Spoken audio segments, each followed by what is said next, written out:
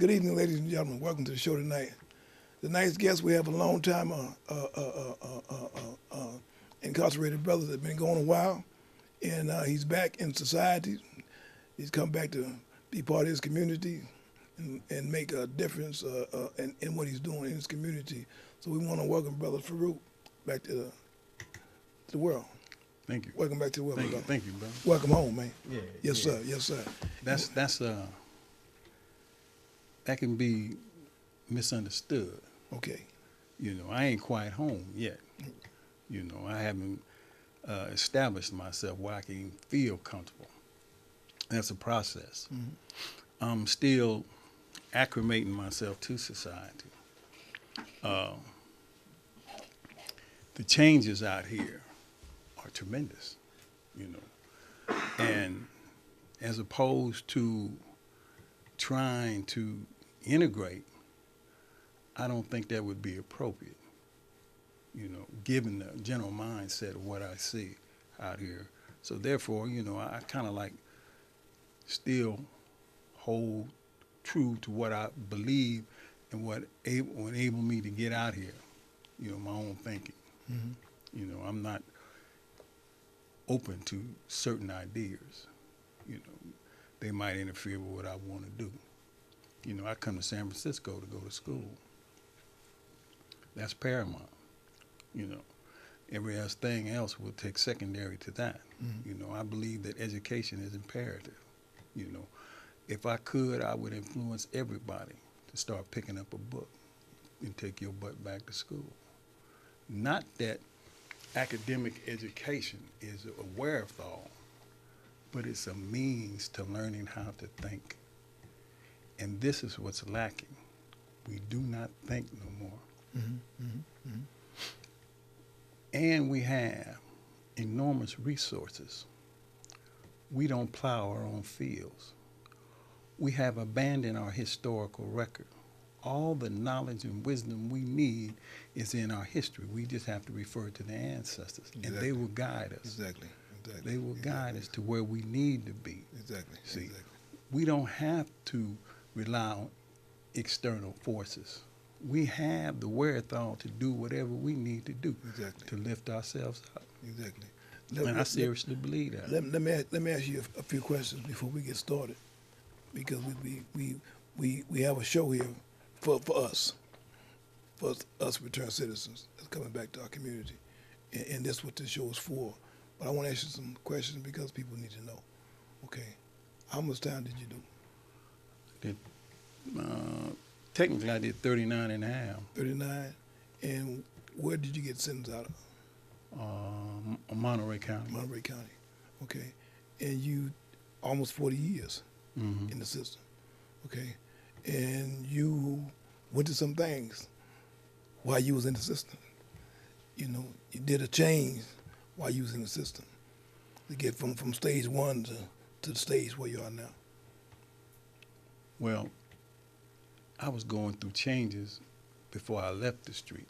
Mm-hmm. I knew that I could no longer keep this going, Mm-hmm. you know.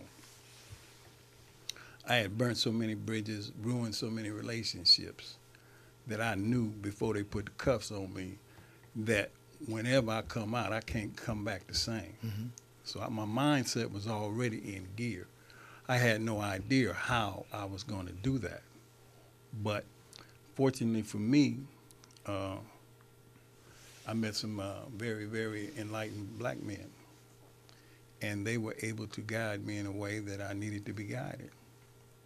And being around them enabled me to make the transformation that I need to make, you know, enabled me to be the man that I am today. Mm-hmm. You know, I know what integrity means. Mm-hmm. You know, it's imperative for your character.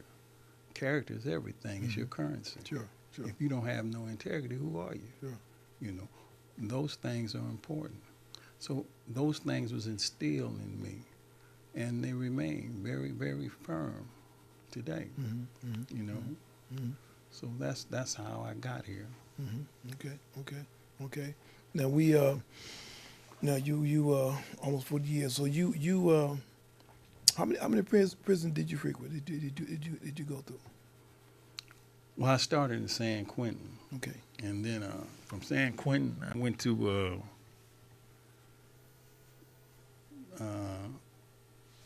Folsom. I went to Folsom in '83. So you come in the system with just 12 prisons.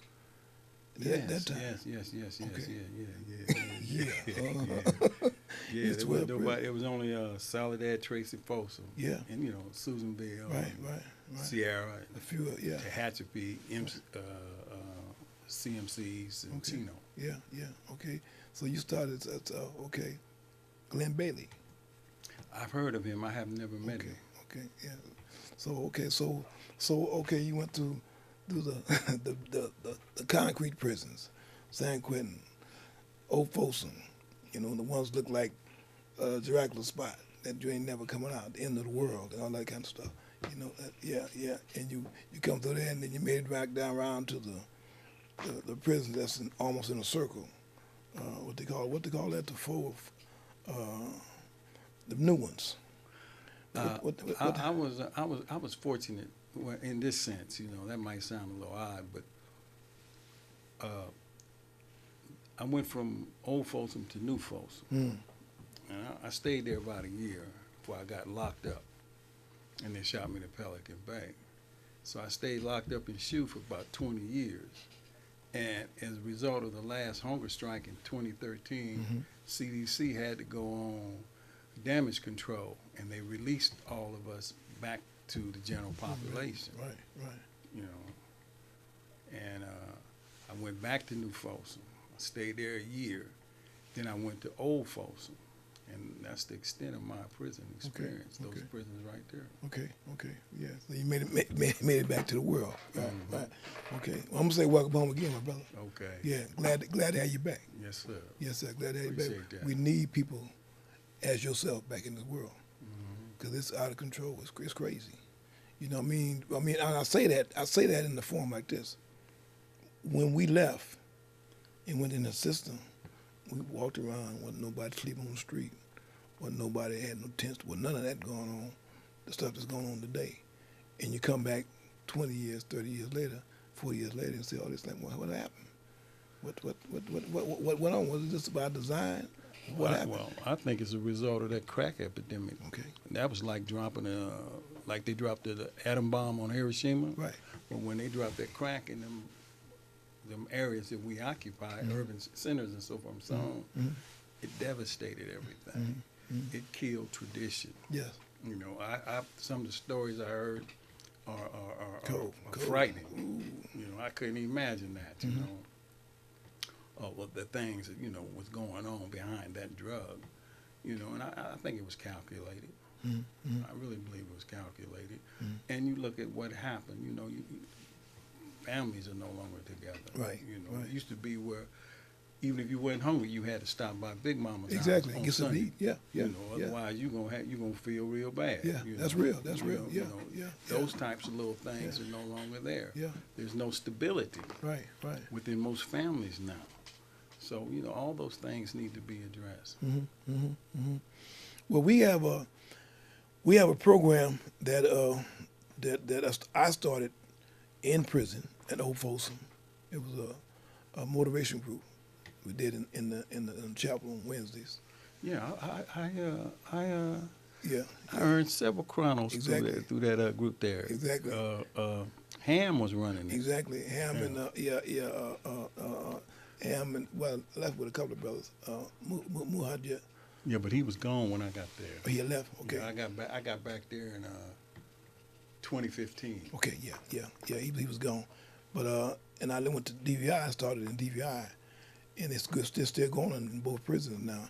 Matter of fact, it's a recognized program now where you get credit for it. Absolutely. Yeah, get credit for it. So I brought it home. Yeah. I brought it home. I got it. Where you do that at? I got one on 3rd and Armstrong every Wednesday from 6:30 to 9 every Wednesday, and I got one in Oakland once a month at Oakstop on Broadway. So I do that one on this Wednesday. I'm gonna give you a flyer when we leave. Every Wednesday from 6:30 to 9.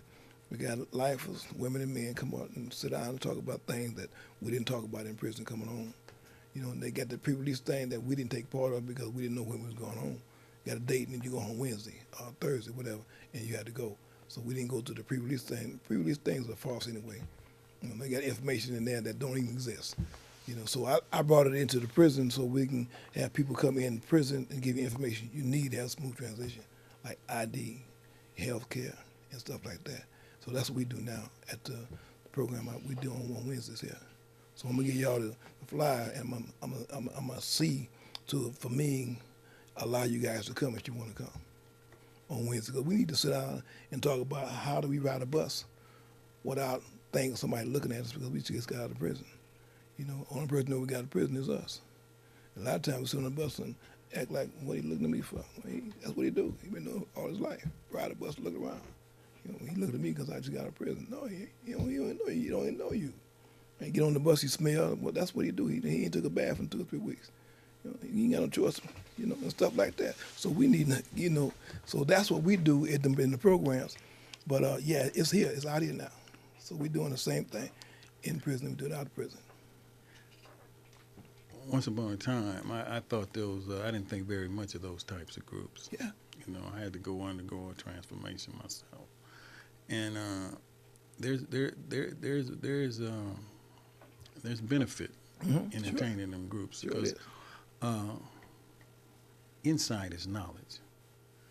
And I believe, and what I try and tell most people, if you're going to chase something, chase information. Sure.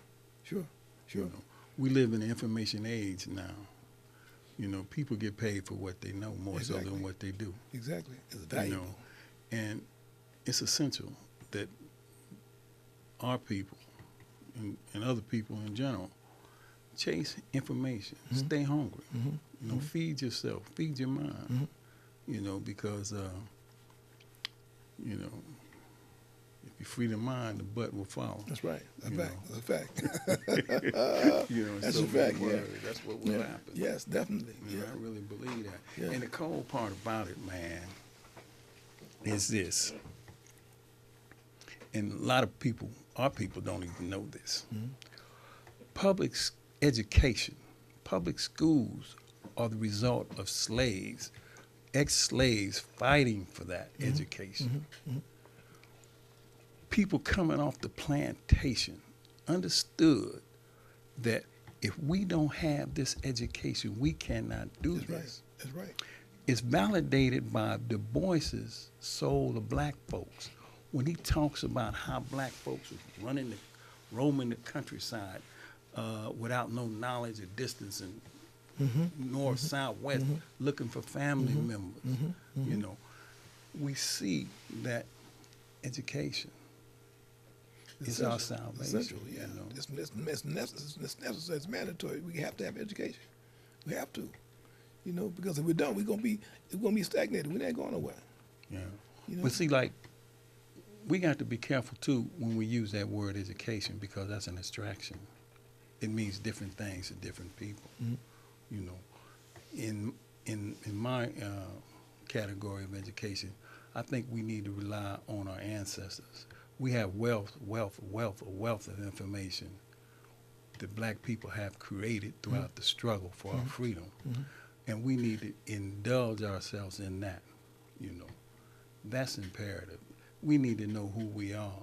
We need to redevelop the culture, as the brother was talking about earlier, because that will bring some cohesiveness back to us, you know, where we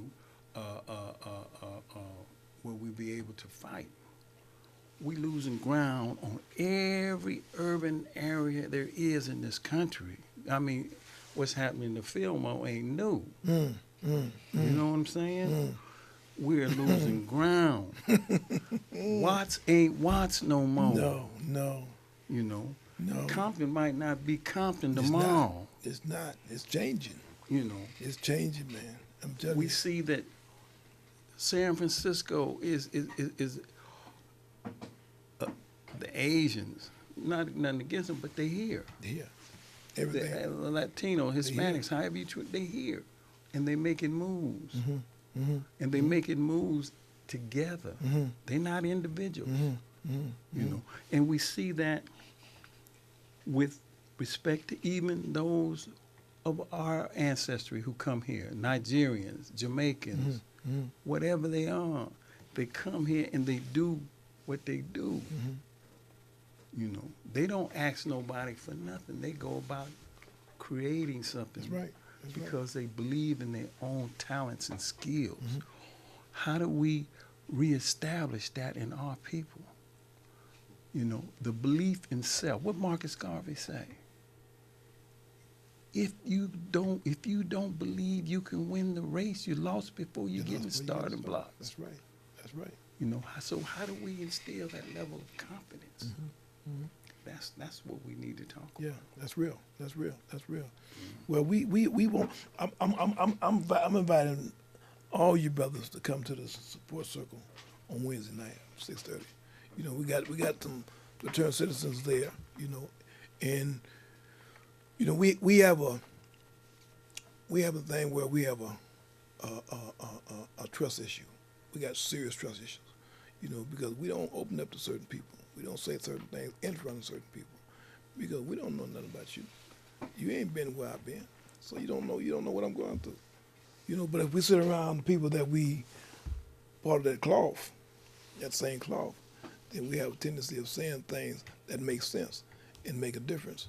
You know, and like the brother said earlier, you know, we got to get to our people and let our people know that, hey, we got folks over here that need help and ain't getting it, and you got it to give to them. Why hold on to it? If you die with knowledge, you're going to be punished for it. If you got knowledge here and you don't pass it on, you're going to be punished for it. So you got two things that you guaranteed, if you don't do it, you guaranteed to get. So while you're here, pass it on to the generation that's here, that's sick right now, it's going through the change they're going through, pass it on to them so they can see that, look, there's something better than that. Well, let me say this. There's a motto by the BLA.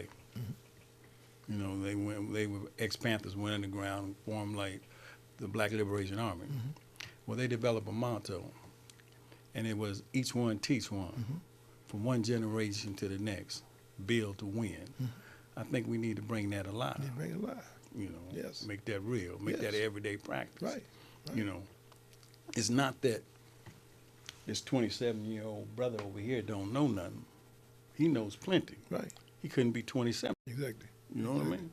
So how do we engage him in a fruitful exchange? You know, as opposed to trying to avoid him, you know what I mean, because he's wearing his pants too low or he playing his music too loud, you know.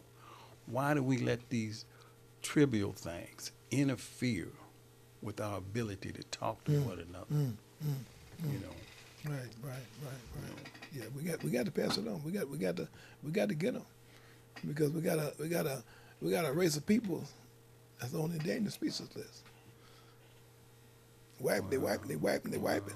You know, in San Francisco. I was born and raised there. You know, we got less than 3% of us here in San Francisco now. Less than 3%. We used to be filmed on Hunters Point. Everywhere. We had all these Victorian homes. You can't find a handful in Victorian homes in the film area.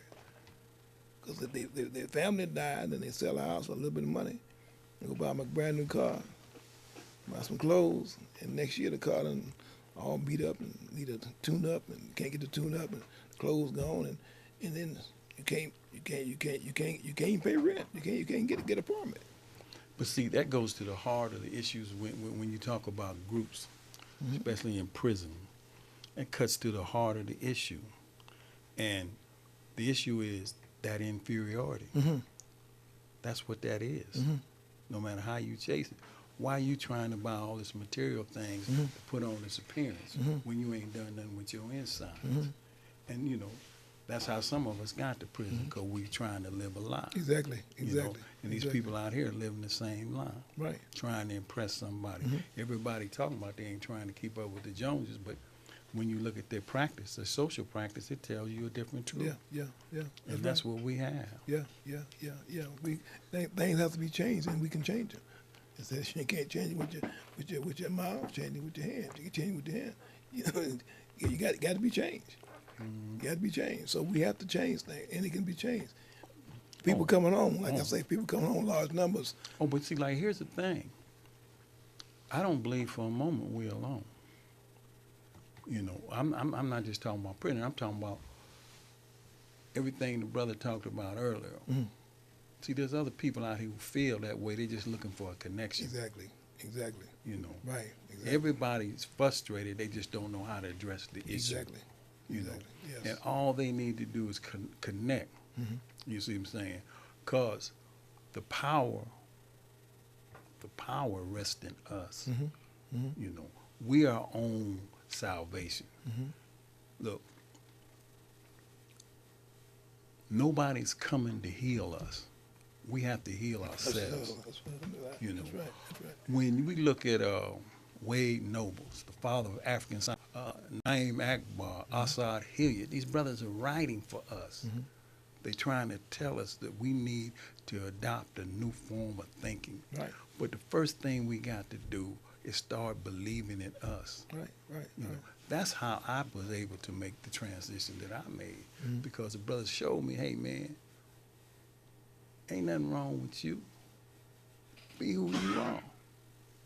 You know, just be yourself. Mm-hmm. Relax. Mm-hmm. You ain't got to impress nobody. Mm-hmm. You ain't got to do none of them things. Just be you. And the things that you need will come to you. Yeah, it'll come. It's simple. It ain't complicated. It'll come. It'll definitely come. It'll definitely come. All you just got to do is make it happen. Make it happen. You know, we got these groups, and these groups are in need of the conscious brothers that's coming on from incarceration. You know, we need y'all to come out and take part of these groups, because we got, like I said, we got to save the ones that can be saved. You know, we got less time, we got more time left. We ain't got a lot of time left. You know, and I said it literally, we got less time than we got more time left. I'm almost over the hill, you know. But I'm gonna be a burden on somebody here. I'll be 105 if I go. I'm gonna be a burden on one of my grandchildren to take care of me. But we got to give them knowledge that they should have, because like the brothers say, somewhere down the line, it got lost. It got thrown off course. You got to put it back on course. So we got these groups, support circle, multicultural metamorphosis, and that's the name. That's the name I gave it. Yeah, and that's on Wednesday night? On Wednesday nights, 6:30. That's the name I gave it. Multicultural metamorphosis, complete change, constant change. What street is on? On 3rd and Armstrong, office I work in. Bayview Seniors Connections, right on the corner of 3rd and Armstrong, right across from Martin Luther King Park on 3rd. Oh, he know where it's at. Yeah, he knows exactly what's at. That park over there. Yeah. So we was there. So we got to. I'm gonna make sure that it get back to 890, so the brothers that want to come and come and take part of it, because we need to hear, man. People need to exchange these ideas, because this got to be done. We can't leave here not doing something. We got to leave here doing something in place. You see, we got to leave our mark here. You know, we went in there and got conscious. We know what's going on. We know the real. And we've been there, we've done that, you know. So they say we fell in the trenches, come out of the trenches. We standing up right now. You know, we've gone to a very low state. I mean, we have a group of young men who believe that using the N-word is good. Man. Oh man. You know, Man. it's too late to really stop it, because it's in vogue. And we have to let it wear its way out. But to think, for anyone to even think that they can clean that word up and make it a term of endearment, that tells you where that person's mind is at. Who does that? Who does that?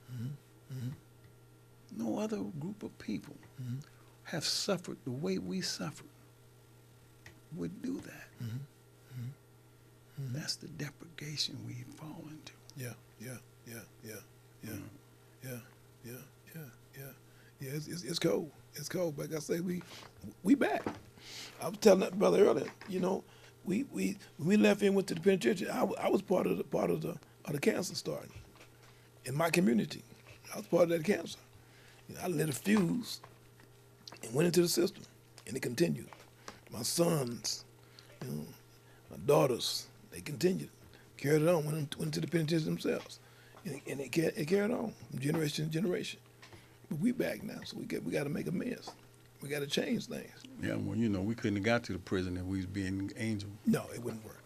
It wouldn't work. You know, God had something else for us to do. Yeah, we was all, you know, Yeah, God a had blight. something else We for was us. all a serious Yeah. blight on the community, Exactly. man. You know,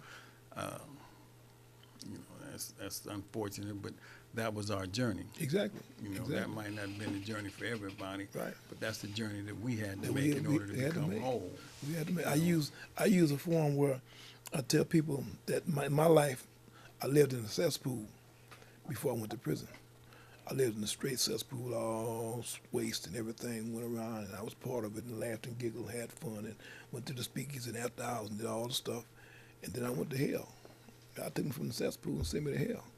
Went into the belly of the beasts, everything unnatural that anybody or nobody should ever see. See some cold stuff, man. Ooh, Another really. thing we need to do also is to try and establish a firm line of communication to the brothers that's trying to get here. You know, to so they can maintain that hope, that fire. Right. You know right. what I mean? Right. There's something we're working on now. We're working on it now. I'm working on getting these interviews sent back to the prison so they can show it on the prison station. Yeah. You know, so the brothers that's coming on, this is what we're doing. We're doing something in the community. Oh yeah. You know, so yeah, we working on in DVI, working on that now. Yeah. So God willing, it's gonna work. Yeah. We got an imam that's in there now, that's working to get this done. So we're gonna go to old Folsom. New Folsom, yeah. So we working, you know. So that's why I say I need you brothers to come and get on this cloth so we can change ideas so we can send it back. What about you, man? What about you? Why? I don't want to put you on the hot streak, but how is it that Galvin Newson can take 100 dates and there's no outcry, you know, from the community? Some at some level, you know, people who establish these credible positions should have his ear or an ear of a lesser person up under him so he can have both sides of the equation. You know what I mean? Yes, these people have some, you know, some bad records. But if they have put in 10, 15 years right. of straight clean time, you know, you need to give them men a chance to prove themselves. They've proven themselves, they man. have. You And know? in order to get to where they are now, to go into a boardroom, they have. Yeah. But my understanding, I've talked to some credible people in the last couple of weeks, that these dates has been taken because they have certain things that's in their C-file, and he want to examine.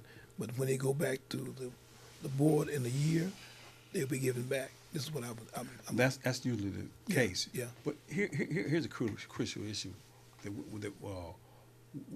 people need to work on, those who's in position to work on it. It's an issue I raised with some people. We have to be able to stop the abuse of confidential information. That is key. And see, a lot of them brothers, across the board, prisoners in general, are getting waylaid by confidential information. That's right. That it has no credibility. That's right. I agree. I agree 100%. And we need to raise that issue, Right. man, I because agree 100%. abuse of that Yeah. is very harmful. Because you got cats in there. I know some people been in there 50 years, man. Yeah. 50 Confidential years, information. Yeah. you know, Yeah. and it's absurd. Yeah. It is. You know, I know some people back in DVI went to board recently and got denied because somebody wrote a letter and said he was this kind of Muslim, said this kind of Muslim. What? Got denied. 5 years. Yeah. You know, somebody dropped a kike and they get 5 years. Come on, they got to investigate it for 5 years. Come on, you can put an early advancement in 3 years. Come on, man. I don't know where that other thing is at with respect to people moving against Telstar, the global tail link, and the outrageous prices they charge, and then at the same time they want to hold a person to get caught with a cell phone for X amount of years. Additional amount of years. Yeah. When the person with the cell phone is not necessarily conducting no criminal activity, Yeah. but just trying to stay in touch with their family members. Right, right, right. That's important. Yeah. See, because that gives a line of that whole line CDC push about we try and maintain visiting so people can have family relations and all that. But that's a smokescreen because is. underneath all that, they working to impair that Sure, sure. on multiple levels. Sure. All the stuff you got to go through to just get to in get there. approved to visit. Yeah, yeah. You yeah, know, yeah, and on and on. yeah. I agree 100%. I agree 100%. And then people have to travel. Mm-hmm. And the prices of food in the visiting room, in the vending machine, Outrageous, crazy. prevent most black people who are economically depressed anyway from having that expenditure, given what it costs to live out here now. I mean, you know, for me, these prices are woo. Outrageous. Yeah, it is. You know, Let me ask you a question. How long you been home, my brother? I got out January 7th. January 7th. Welcome home. Welcome you. back home where you're supposed to be. Yeah, yeah. Glad to have you back, my brother. I'm glad to be here, man. Yeah. I'm you know, we're gonna bring you back on the show in some months, okay? Because things are here for you to do, and you're gonna do some good things out here. We need you out here, you know. And we wanna thank you for coming on the show today. Bring you back. We're gonna see what's gonna happen with these groups, because we got groups that we forming out here for returned citizens to come out and take part of, because we got things in mind to do, and we back here in our communities to make difference some kind of way, because we can. So yes. Because we can. Yes. Speaking of group, like they got a 100 women's group today. Okay. They went to Washington D.C. to support that lady from Minnesota that's being vilified. Okay, Talked about her. She's anti-Jewish. Right. But they gather around her to show her support. But I say that to say that if we do what we're supposed to do, we can make those groups an engine Sure. for social change. Sure we can. You know, Sure we can. if we do what we're supposed to do. Yeah, sure we can. You Yeah. know, and it's not hard. No, it's not hard. You know, All we got to do is come together and do it. yeah. Come- But don't I let mean, fear. Yeah, come Don't together let and do it. fear hold you back. Right. We got a brother, Dorsey Nunn. He putting work in. You know, Yes, he's doing yes. some good I things. was in San Quentin with him. I think it was in '76. Yeah, he's doing some good Yeah. things. As a matter of fact, I got him on the show next. I'm gonna try to get him next week on the show next week, so you can talk about some things that need to be talked about. But we want to thank you for coming on the show, my brother. We appreciate it. You coming out tonight, and God willing, we got some more things in the future that we gonna bring on the show and let people see. This ain't nothing but a beginning. It's the first of many. First of many. So with that, we want to thank you for watching the show tonight. We appreciate everything that you guys are doing as far as our show. If anything that you can send to me to enhance our show, make it better for the viewers, by all means call the show, call the network, and allow me to enhance our program so the people can look at it and understand what we're saying. We're here for change. We're here for the betterment of our people, and to make things happen the way it should happen in our communities. So I want to thank you for watching the show tonight. Tune in at Saturday night on channel 29 at 7 o'clock. Or if not, you can go to YouTube and watch it on YouTube as many times as you wish to. So we want to thank you again for coming on the show, and have a good night. Okay.